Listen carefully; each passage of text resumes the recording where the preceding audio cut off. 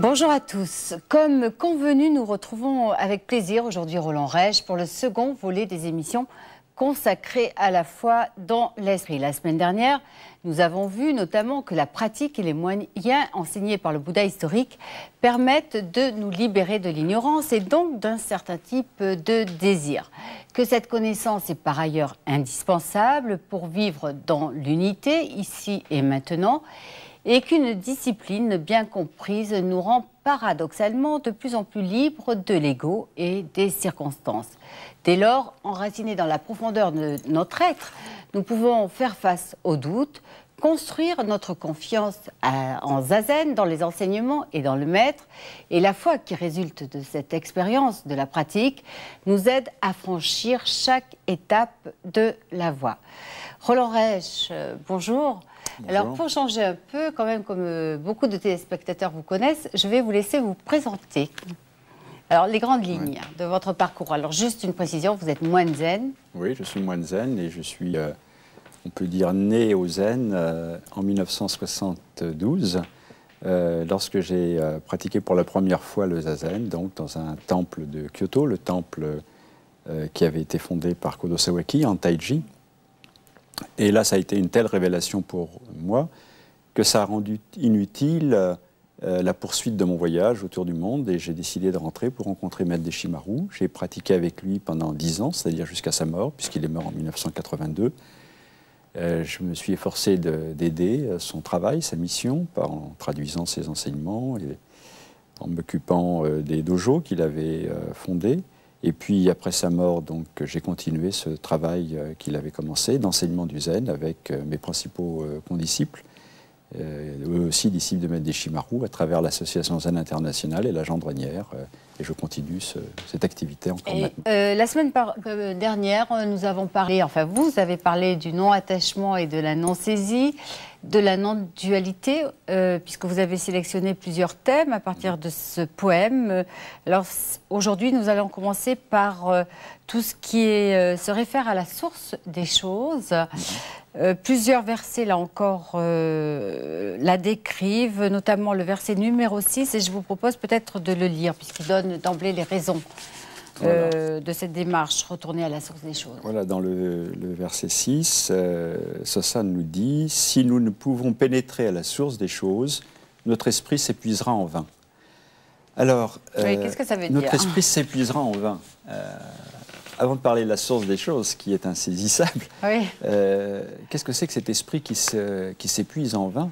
C'est l'esprit qui s'efforce constamment d'éliminer tout ce qui le dérange, qui s'efforce de couper les illusions par volontarisme, qui fonctionne toujours dans la dualité, qui se concentre en quelque sorte sur les branches et les feuilles et qui ne va pas à la racine, qui ne va pas à la source. Et quand on parle de revenir à la source, c'est de revenir à la source de l'esprit libérateur. On se rend compte qu'au fond, la source de toute sagesse existe en nous-mêmes déjà, et cette source, c'est la compréhension de la vacuité.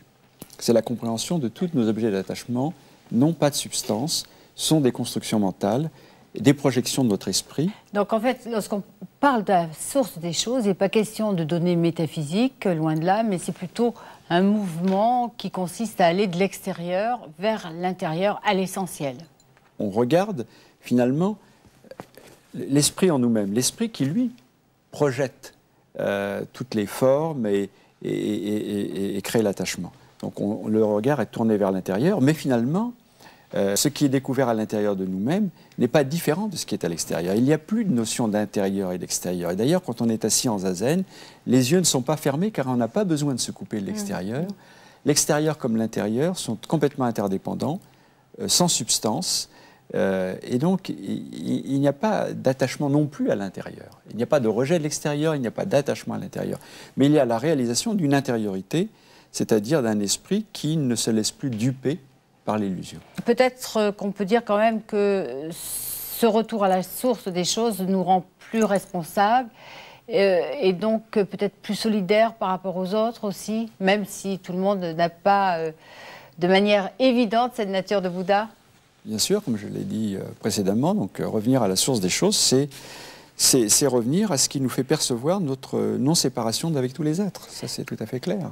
Là encore, tout dépend de l'esprit. Et je regardais mes notes parce qu'effectivement, vous en parlez. Enfin, Maître Sosanne en parle dans les versets 57 et 58. Peut-être que vous pouvez lire les deux, ou l'un ou l'autre, c'est selon. 57 et 58 dit illuminer sa propre intériorité par la lumière du vide ne nécessite pas l'usage de la puissance de l'esprit. En ce qui concerne Ishiryo, considérer est très difficile. Alors là, ces versets sont vraiment fondamentaux, car justement, quand Sosanne dit illuminer sa propre intériorité de la lumière du vide ne nécessite pas l'usage de la puissance de l'esprit, c'est-à-dire qu'on n'a pas besoin d'utiliser la puissance du mental pour réaliser l'éveil. Il faut simplement se laisser traverser par cette lumière du vide, par cette vacuité qui existe partout, qui pénètre tout l'univers, qui nous pénètre nous-mêmes, et qui se manifeste lorsque l'on cesse de vouloir utiliser la puissance du mental, c'est-à-dire adhérer à des dogmes, à des croyances, y compris d'ailleurs adhérer à la notion de vacuité. Il faut bien comprendre que ça, ce n'est pas quelque chose d'abstrait, c'est quelque chose de très concret, c'est vraiment l'état d'esprit en zazen, réaliser un esprit qui ne demeure sur rien, qui ne stagne sur rien. Et là, il n'y a plus besoin d'utiliser la puissance du mental pour se libérer de ces illusions.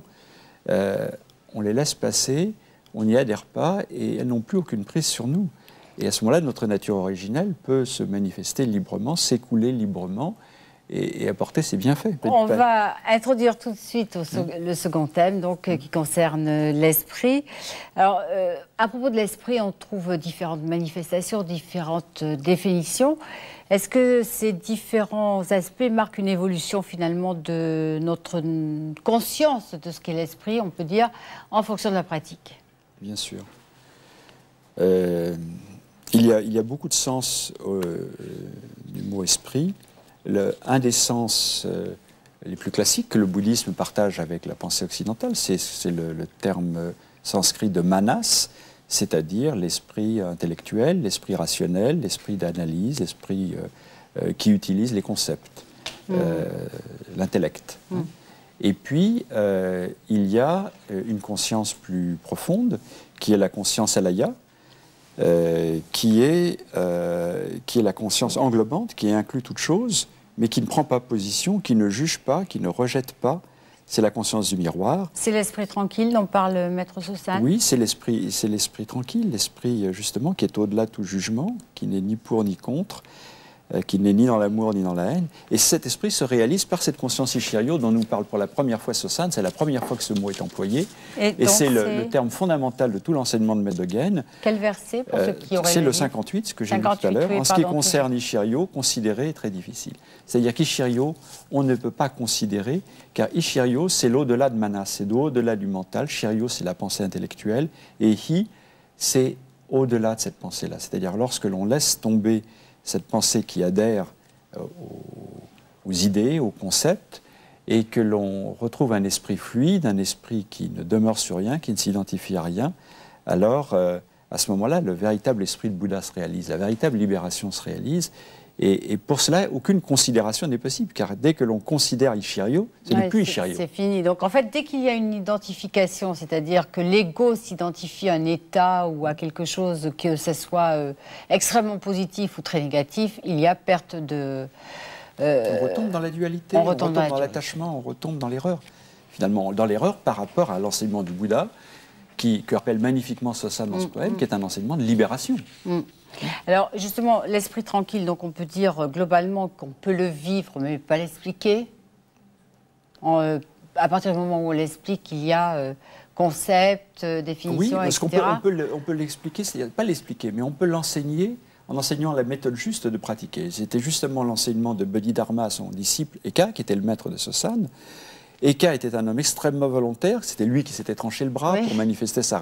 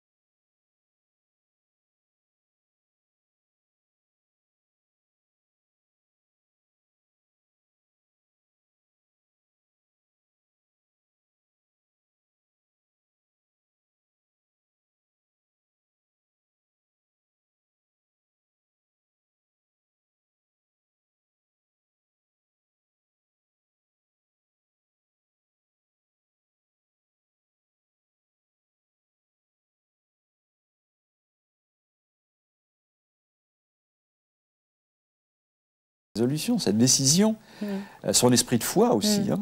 Bon. Parce que la foi veut dire aussi mettre toute son énergie dans la pratique. La foi, c'est ce qui mobilise l'énergie, c'est ce qui fait franchir les obstacles aussi. Hein. Ça fait partie aussi de la foi. Mais justement, il mettait tellement d'énergie, de volontarisme qu'il ne pouvait pas réaliser la véritable libération finalement. Et c'est là que Bodhidharma lui a enseigné l'esprit de paix, Anshin, l'esprit paisible, c'est-à-dire l'esprit qui se rend compte seul coup qu'il n'y a rien à faire. Ne faites surtout rien. Et à ce moment-là, votre esprit devient comme le vent qui souffle dans les branches d'un arbre. Les branches de l'arbre se balancent, l'ombre de l'arbre également se balance sur le sol. Et ça, c'est un processus naturel. Oui, c'est ça. Il va dans le sens des choses, finalement, dans le mouvement qui doit avoir lieu. Il n'y a pas de volonté. Le vent n'a pas la volonté de souffler. Il produit son effet naturellement. De même, Zazen et l'esprit de Zazen n'a pas la volonté même de nous libérer. Il nous libère inconsciemment, naturellement, automatiquement, si on s'abandonne à lui. Alors, l'esprit tranquille, deux versets en parlent plus particulièrement, le 10 et le 11. Peut-être que vous pouvez choisir simplement un verset, le plus parlant pour nous. Voilà, si notre esprit demeure tranquille, il s'évanouit spontanément. Et le 11, si nous arrêtons tout mouvement, notre esprit deviendra tranquille, et cette tranquillité, par la suite, provoquera encore le mouvement. Ça veut dire que si nous nous attachons à la tranquillité, autrement dit, ça veut dire que le zen et le bouddhisme n'est pas du quiétisme. Ce n'est pas s'efforcer à tout prix de demeurer dans la tranquillité. La tranquillité, c'est ce qui advient lorsque l'on cesse de chercher à atteindre même la tranquillité ou la paix.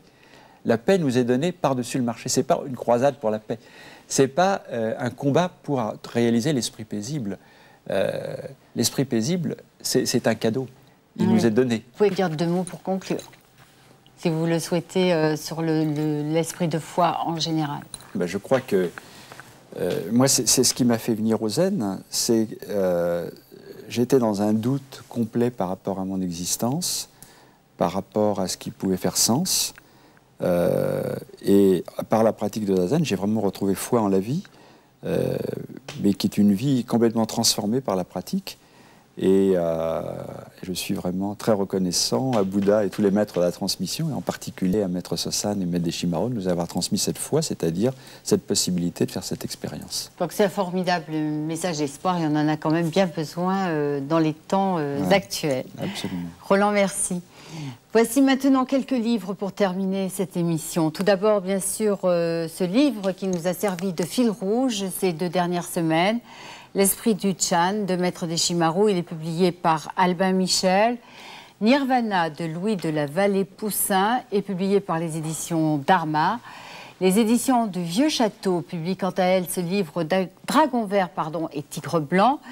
Et pour terminer, je vous propose ce dernier livre, Sarbacana, Le souffle du présent, qui vient de paraître aux éditions Le Souffle d'Or, justement. C'est un très bel ouvrage de textes et de photos réalisé par un maître zen. Je vous rappelle notre adresse pour toute correspondance. N'hésitez pas à nous écrire à l'adresse suivante, UBF, boîte postale 240 étoiles, 75 770 Paris, CEDEX 16. Le moment de vous quitter est arrivé. Merci de nous avoir accompagnés. Merci de votre fidélité. Très très belle journée à tous. Excellente semaine. À dimanche prochain.